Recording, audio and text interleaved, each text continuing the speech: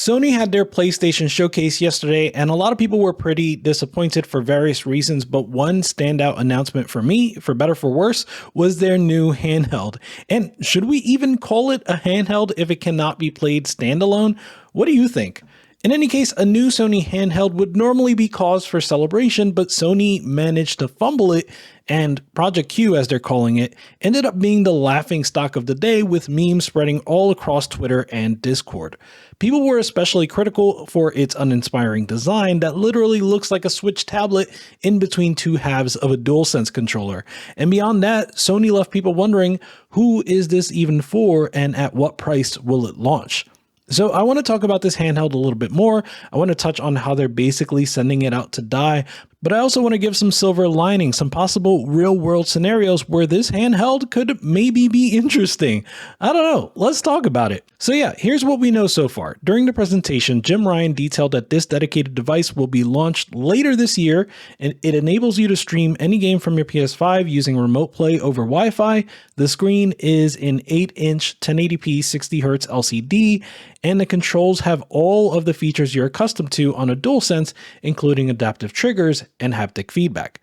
So I've got to say, personally, I have a Backbone, one of those telescopic controllers that you attach to your phone, and I did use it to play Ratchet & Clank and 13 Sentinels to completion. I completed both of those games, and over half of my playtime for those games was using remote play on my phone within my home network. I thoroughly enjoyed that, and admittedly this was before I had a Steam Deck, but still, I think remote play is great, and I think a lot of you that use Steam Link would agree with that.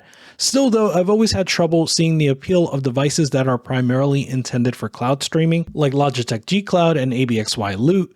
I find it even more confounding with this Project Q, because presumably it's going to ship with some lockdown operating system where we won't be able to use it for things like Game Pass or GeForce Now or install emulators, at least not out of the box.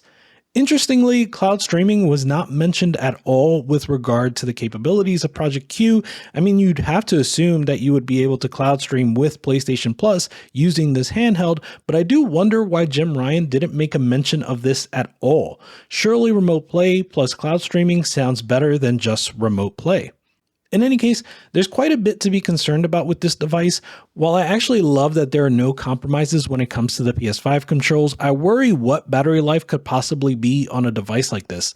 The DualSense itself already leaves a lot to be desired when it comes to battery life, given its advanced feature set, so I can only be concerned that this situation is exacerbated on a portable device that also has a 1080p display, despite the room for a bigger battery. On that note, the price is the next concern. The DualSense is already $70, and their more advanced DualSense Edge retails for $200. What are the chances that this new device ships for $200 or less? At this point, the chances seem incredibly slim, and I'll be honest, even at $200, I struggle to see much of an audience for this because it requires either a PS5 for remote play or PS Plus for cloud streaming. So you're paying $200 for a companion device. Still though, I've been wrong about stuff like that. It's possible that there's a market that's willing to pay $200 to $300 to be able to play their PS5 games and not take up space on the TV. And here's one way to look at it. Do you think the Project Q at, let's say, $250 could sell more units than the Steam Deck does at its current price? Could it sell 1 million units in a year? That would be interesting. Given its status as a companion device, I did see the meme that was like, apologize to the Wii U right now, and I definitely got a good chuckle out of that one. Certainly the Wii U, being a precursor to the Switch, was ahead of its time, so to speak. Like, the tech had not yet existed to make the best version of what the Wii U could possibly be. My friend Emilio, he said that he'd be more interested in Project Q if it actually leaned into this gimmick, right? If it could be used as a second screen and it was marketed that way. And I kind of love that idea. I know that Wii U and the Dreamcast VMU remain extremely gimmicky, and we never really found a way to fit a second screen into mainstream console gaming the way we did with DS and 3DS, but that just feels like untapped potential, doesn't it? I still have fond memories of games that were compatible with GameCube to Game Boy Advance link cable, like Pac-Man Versus was amazing, and remember Four Swords? Imagine if you and your friends all had Project Qs and could bust out games like that. Or if you were playing Resident Evil 4 and you could look down at your second screen to see the map or manage inventory like you could on Wind Waker HD. Or what if Media Molecule was working on a version of Little Big Planet or Dreams that allowed you to use the second screen for creation the way that Super Mario Maker did? Or since Square Enix debuted that game that looks like Splatoon, Foam Stars, that was part of the showcase, what if you could have a mini-map on the screen for that game that allowed you to jump to your teammates quickly like you could in Splatoon for the Wii U? I know, it's still gimmicky, but I genuinely feel like this could add to the selling proposition for a device like this.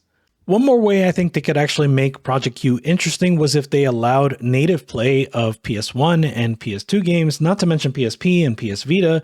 Certainly whatever chip they have should be capable of emulating PS1, PS2, and PSP, and even the PS Vita, considering the Vita was ARM-based, and this likely will be ARM-based as well. I haven't tried Vita 3K on Android, but that's a pretty good Vita emulator, right? I don't know, it just seems to stand to reason that the onboard hardware will be more than likely capable. So certainly that's one angle where this begins to make more sense. If you're telling me I can remote play, I can cloud stream, but I can also play PS1, PS2, PSP, and PS Vita classics, well, my interest starts to jump quite a bit more.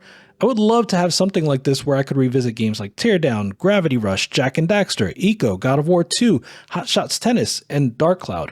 And of course, they could tie this all to the existing subscription model.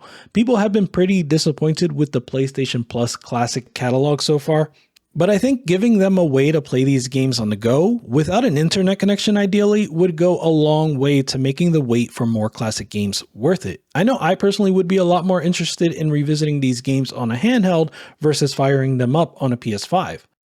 And that brings me to the final way this handheld could actually be interesting, and one that may be the most likely to happen, and that's a good old-fashioned jailbreak. Once again, I'm expecting that the hardware in this is as powerful as the Logitech G Cloud at least. Likewise, I expect it to be cheaper than the G Cloud. So as long as we can jailbreak it and put some Linux, Batocera, or Android on this bad boy, then I'd be all for it. And chances are I wouldn't lose any of the stock functionality. I'd still be able to remote play and cloud stream, but now I'd be able to use this for Game Pass, GeForce Now, Steam Link, local emulators, and more. That to me would be the best of all worlds, even though it may not be how Sony intends for it to be. So that's 3 different ways that Project Q could be interesting. They could embrace second screen functionality, they could give us native play for the classic catalog, and maybe we just jailbreak it and do what we want. I mean, I'm not confident that Sony will embrace these things, but I think they should. I think people are having a hard time seeing why they should spend money on this, and even more, people are laughing at it. Many people have concerns about battery life and portability and price. I think Sony needs all the ammo it can muster to make this a successful launch, and they don't have a lot of time considering it's meant to release sometime in the next 6 months. What do you think? Do you think it'll be a success? And what do you think it would take to make it so? Outside of the handheld, I actually enjoyed the PlayStation Showcase. I know a lot of people were down on it, and yeah, there weren't many exclusives, I guess, but I gave the show an 8 out of 10, and I just don't expect to see a lot of AAA titles at a showcase anymore. It takes studios like 5+ years to make big games like this, so I'm not counting the number of studios that Sony has and wondering why they haven't debuted anything in the last year or two. It feels like times have changed, and it's just hard to expect that these days. But that's just me. The next handheld I'm looking forward to is the ROG Ally, but I really disliked the way that Asus handled the marketing for that one. If you want to see why, check out this video.